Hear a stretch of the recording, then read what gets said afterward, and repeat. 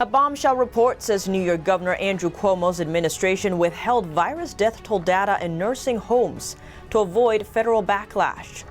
Lots happening in big tech. Instagram just admitted to reading private messages to fight against hate speech. Twitter suspended the accounts of Project Veritas and its founder, James O'Keefe. And Facebook will take down posts with claims about vaccines that health organizations or its fact checkers deem false. Now, more states are taking a stance against big tech. Tune into Deep Dive as we explore these topics and more. Hello and welcome. This is Deep Dive and I'm Tiffany Meier. Today is Abraham Lincoln's birthday. He's gone down in history as one of the greatest U.S. presidents, but his tale is also one of perseverance and not giving up. We'll go into that later, but first, some updates. On the impeachment trial of former President Donald Trump, House Democrats concluded their arguments as to why Trump should be convicted. The defense is taking their turn now. The impeachment trial is expected to last until the end of the weekend. Some GOP senators have predicted that it will be finished by Sunday. It's unlikely that the trial will net a conviction, as the Senate requires 67 votes to convict a president. Guess we will see. Let's talk big tech. Instagram has admitted they read private messages. The platform said in an announcement yesterday they will disable accounts who violate the rules on hate speech and private messages. Adding, we'll also disable new accounts created to get around our messaging restrictions, and we'll continue to disable accounts we find that are created purely to send abusive messages. Instagram's policy on hate speech bars attacks on people based on their protected characteristics, including race or religion. This latest move comes after soccer stars became targets of hate speech in the UK after they lost a match. Prince William issued a statement condemning racist abuse. He said whether on the pitch, in the stands, or on social media, it's despicable and it must stop now. Prince William is also the president of England's Football Association, or soccer.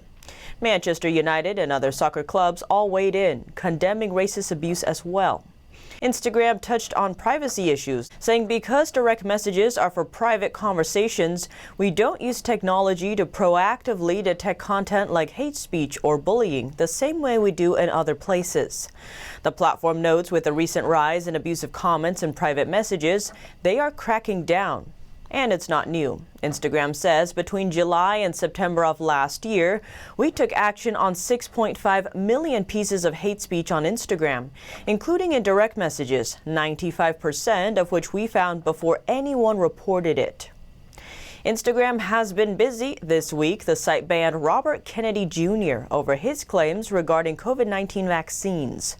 Facebook, which owns Instagram, said in a statement, "We removed this account for repeatedly sharing debunked claims about the coronavirus or vaccines." Facebook announced earlier this week that it is expanding efforts to remove false claims on Facebook and Instagram about COVID-19 and vaccines. Kennedy founded the Children's Health Defense Organization and regularly highlights safety concerns about vaccines. In recent posts on other social media websites, he has noted a lawsuit against Merck, alleging its HPV vaccine caused infertility, and a research article that suggests the messenger RNA technology used in COVID-19 vaccines could cause more disease than the epidemic of COVID-19. He's also posted stories about post-COVID vaccination cases of a rare blood disorder. Facebook didn't cite specific posts, but Kennedy's account on Facebook remains active. It's not just Facebook cracking down on vaccine information. YouTube has completely removed left site news from its platform. The pro-life group says YouTube took down all its videos without warning or explanation. LifeSite News is the latest casualty of social media censorship. On Wednesday, the pro-life group said YouTube just completely removed the LifeSite News YouTube channel. This isn't a temporary ban. Every single one of our videos is completely gone. It says it lost access to over 300,000 followers. YouTube told the Epoch Times it took the channel down for repeatedly violating its COVID-19 misinformation policy. It prohibits content promoting alternative prevention methods that contradict the WHO. YouTube said it removes any channel that gets 3 strikes in 90 days. The pro-life group told CBN News it's been facing increasing censorship from YouTube over the past 3 months. LifeSite News journalist Doug Mainwaring says social media giants have weaponized their platforms against conservatives, and Christians in particular. He writes, if you are a conservative Christian, the tech giants hate you and want to eradicate you. They clearly think that you shouldn't exist. You are being driven out of the modern public square, the internet, where only liberal voices are permitted to speak. In recent months, YouTube has moved to demonetize and suspend accounts, including former President Trump while he was still in office. LifeSite News says for now you can sign up for email alerts and you can still find their current videos on Rumble. Now let's move to Twitter, which suspended the accounts of Project Veritas and its founder, James O'Keefe. Twitter says they violated the platform's policy. That's after O'Keefe asked a Facebook executive a question in front of his home. But O'Keefe said the reason for the suspension is false. In January, Project Veritas obtained a video of Facebook VP of Integrity saying the platform can freeze threads where they detect hate speech. James O'Keefe went to the VP's home to ask him for a comment. When you talk about freezing comments containing hate speech, what do you mean by that? The VP doesn't respond and walks away. Twitter claims the video contains false information. O'Keefe says this is false. Twitter said he needs to delete the tweet to have the temporary lock on their account removed. Twitter allowed O'Keefe to appeal, which he did. Then Twitter responded by suspending his account.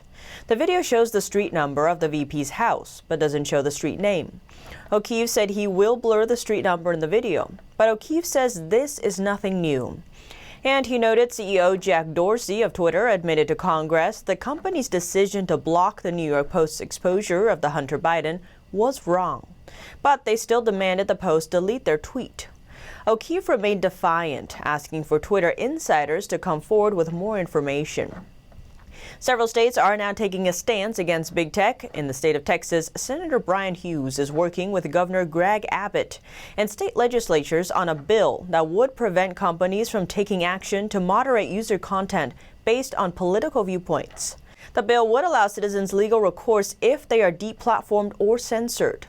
His announcement follows Florida's new legislation penalizing social media companies that deplatform candidates during an election.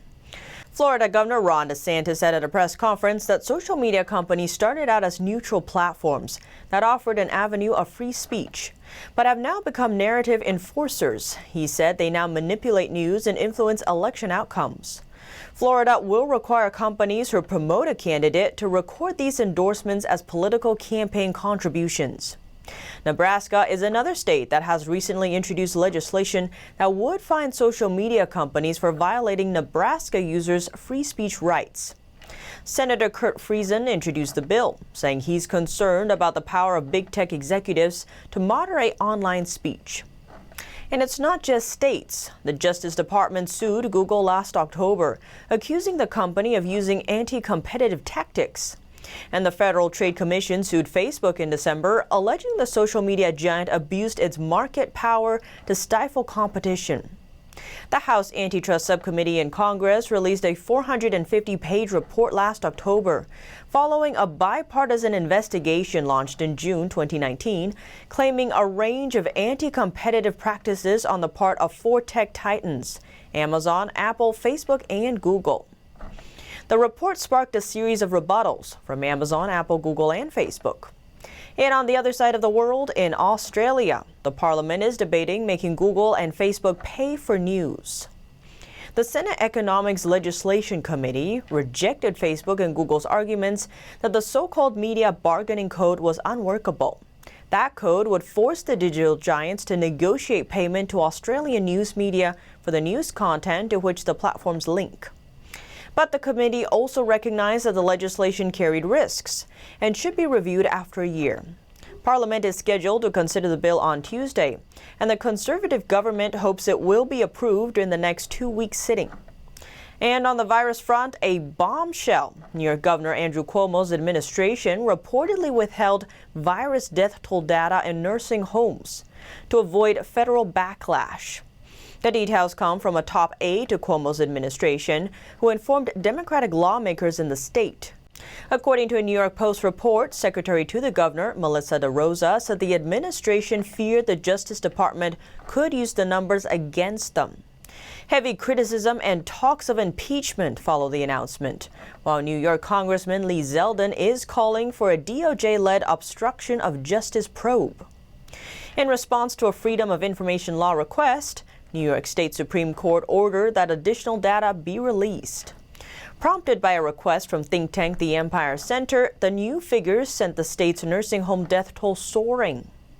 In a statement, the Meier Center explained the revelations increased the number of known deaths from around 9,000 to nearly 15,000, adding that, quote, the pandemic's toll on long-term care residents was much worse than the Cuomo administration previously portrayed it to be.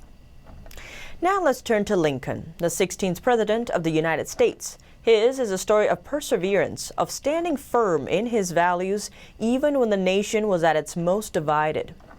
While the country was torn by a civil war, Lincoln held firm and held the Union firm, but he saw his fair share of defeat before becoming president.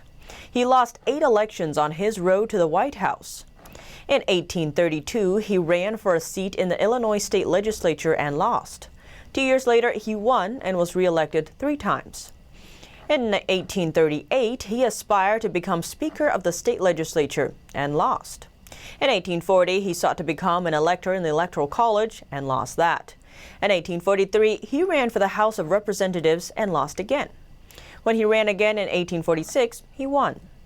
In 1854, he ran for the U.S. Senate and lost. In 1856, he sought the vice presidential nomination at this party's national convention and got fewer than 100 votes. In 1858, he ran for the U.S. Senate again and again lost. In 1860, he ran for president. The rest, as they say, is history. Lincoln's story is one that's often used as an inspirational talk from such books as The Chicken Soup for the Soul. So on his 212th birthday, maybe we can all draw some inspiration from Lincoln. As he said in the Gettysburg Address, "I am not concerned that you have fallen. I am concerned that you will rise." But what do you think? Let me know below. Thanks for tuning in to Deep Dive. I'm Tiffany Meier, and have a wonderful weekend.